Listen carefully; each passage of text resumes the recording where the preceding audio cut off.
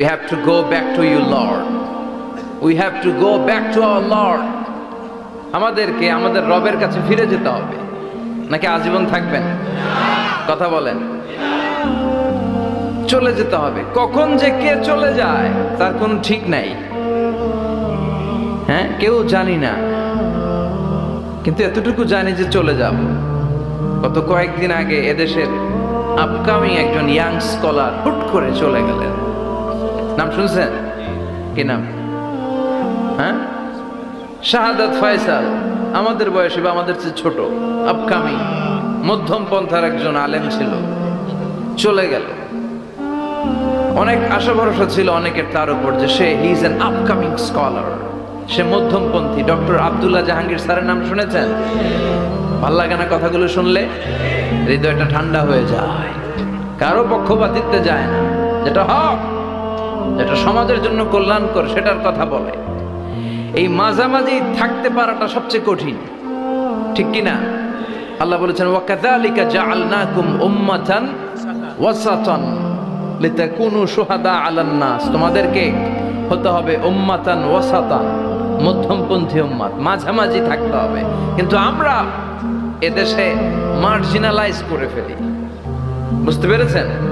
এক প্রান্তে চলে যাই। যারা চরমনায়ের মুরিদ অন্যদেরকে আর দেখা যাবে না, যারা সরসিনার মুরিদ এরাই সব, অন্যদিকে যাওয়া যাবে না। যারা জামায়াত ইসলাম অন্যদিকে আর যাওয়া যাবে না। যারা হেফাজতে ইসলাম অন্য কারোর মধ্যে আর হক নাই। যারা আহলে হাদিস এরা তো সব নিয়েই গেছে, সব হক সুন্নাহ এদের কাছে, কারো মুখের কোনো কথা এদের কাছে কোনো দাম নাই।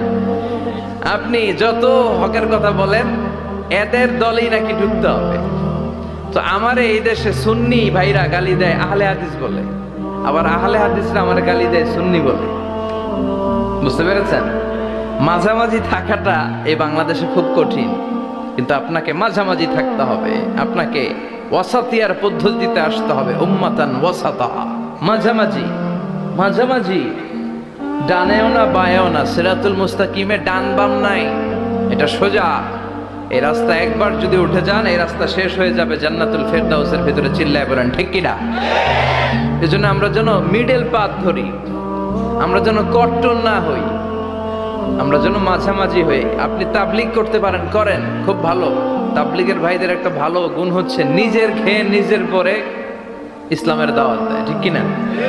নিজের টাকা ভেঙে দাওয়াত দিচ্ছে, তো তাদের কারণে অনেকে কালিমা শিখছে, অনেকে নামাজ শিখছে, তাদেরও কন্ট্রিবিউশন আছে না নাই? তো যারা তাবলিগ করেন আপনি মনে করবেন না যে সব হক সব সত্য, শুধু আপনি হকের ডিলার এটা মনে করবেন না। সব সত্য হক এটা আপনার বাবার দাদার সম্পত্তি এটা মনে করবেন না। সব দলের মধ্যে হক থাকতে পারে, বরং সব দলের ভালো ভালো জিনিসগুলো নিয়ে নিজেকে সাজানো দরকার। কথা বলেন। জামাত ইসলামের মতো, হেফাজতে ইসলামের মতো আন্দোলনের স্পিরিট থাকতে হবে। চিল্লা এখন ঠিক কিনা? আমার সুন্নি ভাইদের মতো নবীর প্রেম অন্তরে থাকতে হবে। চিল্লা এখন ঠিক কিনা? তাবলিগের ভাইদের মতো হৃদয়ে ইখলাস থাকতে হবে। এই সবগুলোর সমন্বয় হচ্ছে ইসলাম, সবগুলোর সমন্বয় ইসলাম। যেন কখনো মনে করবেন না যে আমি একদল করি তার মানে অন্য সব দল মনে হয় বাতিল, ওগুলো মনে হয় মুসলমান না, ওগুলো আমার চোখেই ধরে না। এটা ঠিক না, এটা ইহুদিদের স্বভাব। ইহুদিরা শুধুমাত্র হকের ডিলার মনে করতো নিজেদেরকে, ইহুদি ছাড়া বাকি কাউরে ওরা চোখে দেখতে পারতো না। এজন্য আমরা কি কট্টরপন্থী হব না মধ্যমপন্থী? চিল্লায় বলেন কট্টরপন্থী না মধ্যমপন্থী? আল্লাহ আমারে যতদিন বাঁচিয়ে রাখে আমি মধ্যম পন্থার কথা বলেই যাব, up to my death. It's my mission, it's my vision. এটাই আমার লক্ষ্য, যে মধ্যম পন্থার ইসলামকে প্রমোট করা, যেটা বিশ্বনবীর ইসলাম, যেটা মদিনার ইসলাম, যেটার মধ্যে বাড়াবাড়ি নাই, ছাড়াছাড়ি নাই, ঠিক কি না? আল্লাহ তুমি আমাদেরকে বুঝার তৌফিক দান করো। সূরার নাম হচ্ছে সূরাতুত তাকাসুর। চিল্লায় বলেন কি নাম? এই সূরার সেন্ট্রাল সাবজেক্ট ম্যাটার হচ্ছে we have to go back to our Lord. আমাদেরকে ফিরে যেতে হবে আমাদের রবের কাছে। আমরা কেউ আজীবন থাকতে আসি নাই। থাকতে পারবো আজীবন? দাদা চলে গেল, বাবা চলে গেল, মা চলে গেল, মামা চলে গেল, খালু চলে গেল, এরপর আমাদের টনক নড়ে না, তাই না? পাগল পড়া হয়ে আছে পৃথিবীর জন্য। মরতে যে হবে এটা ভাববার সময়টুকু আমাদের নেই।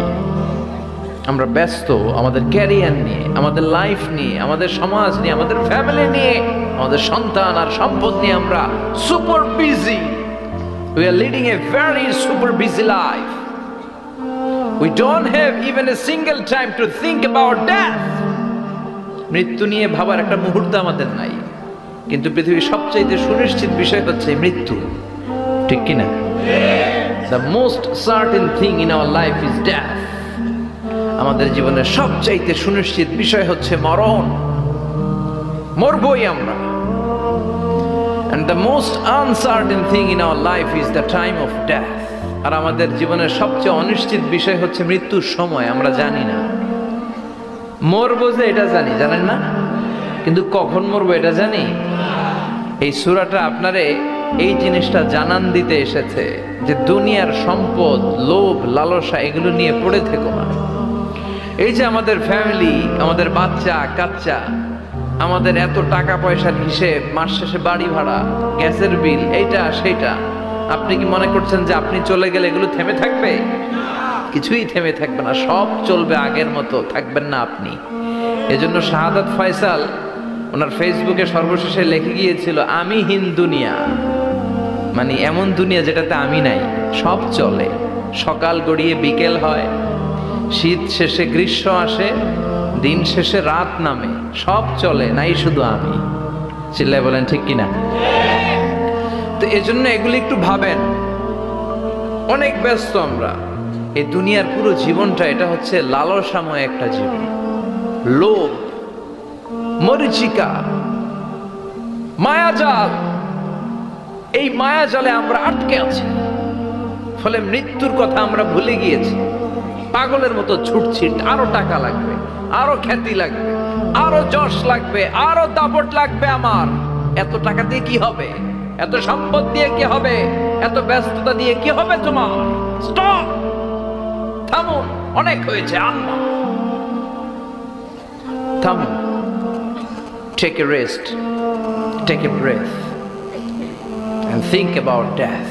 Think that you have to go back to your Lord.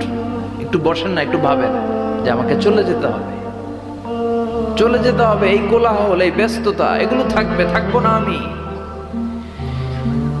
সাইয়েদনা Omar Faruk বলেছেন, মুতু ক্বাবলা আন তামুতু, মরার আগে একবার মরো।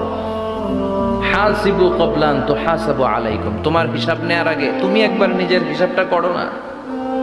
কাগজ বের করে একটু লিখো না কি কি ভালো কাজ করছিলা, যেগুলো দিয়ে নাজাতের ওয়াসিলা হতে পারে, 1 2 3, আর কি কি আকাম কুকাম করছো দেখো না, লিখে দেখো তোমার অবস্থাটা কি। মরার আগে একবার মরো। মরার আগে খাটের মধ্যে শুয়ে শটান করে চোখ বন্ধ করে একবার মরার ভান করে দেখেন কেমন লাগে। চোখটা বন্ধ করেন আর ভাবেন আপনি নাই, কি কি হতে পারে ভাবেন। আপনার ছেলে মেয়েরা কান্না জুড়ে দিবে, আপনার প্রাণের স্ত্রী বিলাপ শুরু করে দিবে, বন্ধু বান্ধবের চিৎকার আর মাতম, স্থানীয় এলাকার মসজিদে ঘোষণা, অমুক এলাকার নিবাসী অমুক ভাই, অমুকের ছেলে অমুক দুনিয়ায় নাই। সব আত্মীয়রা চলে আসবে, ফেসবুকে স্ট্যাটাস দেয়া হবে, সবাই সবাইকে জানাবে বিকাল 4টায় অমুক হাই স্কুল ময়দানে আপনার জানাজা। ছুটে আসবে, সবাই ছুটে আসবে আপনাকে শেষ বিদায় দিতে, গুড বাই জানানোর জন্য, আল ওয়াদা, বিদায় জানাতে আসবে সবাই।